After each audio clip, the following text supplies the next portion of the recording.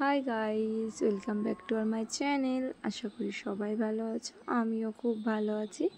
এখন যাচ্ছি জন্মাষ্টমী উপলক্ষে একটা অনুষ্ঠানে।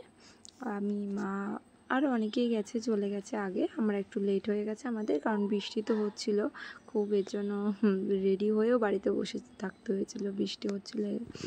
এদিকে আমি আর মা যাচ্ছি এখন দিদিবাড়ির থেকেই টোটোয় করে যাব। বেশি দূর না, কাছেই, তো টোটোয় করে যাব। তাই এখন দিদিবাড়ি যাচ্ছি আমি আর মা। তাই রাস্তায় যেতে যেতে ভাবলাম একটা রিলস করার জন্য আমি আগে আগে হাঁটছিলাম আর মা পেছনে আসছিল।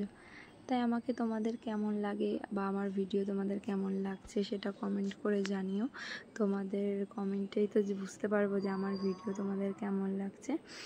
আর আর এই যে টোটোতে উঠেই পড়েছি, আর মা আর দিদি আর মণি এক সাইডে বসেছে, আমি আর বড় মণি এক সাইডে বসেছি।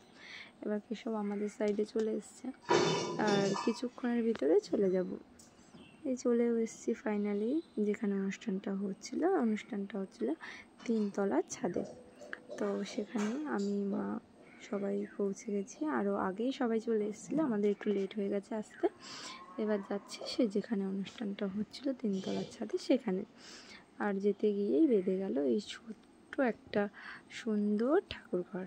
ছোটো বলা চলে না, ঘরটা খুব বড়ই ছিল। এবার সব ঠাকুরগুলো আছে, আর বাকি সব ঠাকুরগুলো সব ওপরে আছে।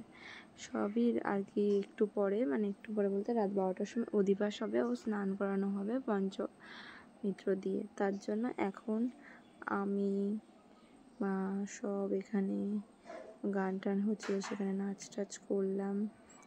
কে আমার মতন কীর্তনে যেতে ভালোবাসো কমেন্ট করে জানিও। আমার তো কীর্তনে যেতে খুব ভালো লাগে, আর নাচ করতেও খুব ভালো লাগে। হরে কৃষ্ণ।